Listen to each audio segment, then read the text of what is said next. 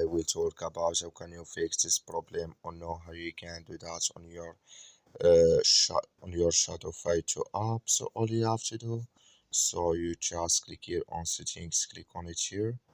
When you just click here on settings, it's going to show for you list like this here. So then you go down, just keep going down here.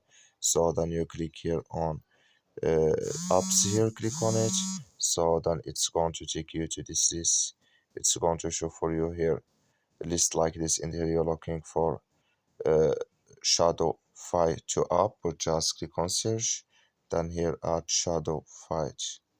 So add it here, shadow fight to app, just click on it here. So then it's going to take you to this list. Click on force stop, then you click on OK.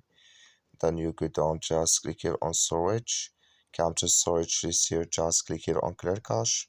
Then all you have to do, so you just turn off your Wi-Fi and turn on it again, then it's going to work with you. That's all you have to do. Thank you for watching. Don't forget to support us by liking, subscribe.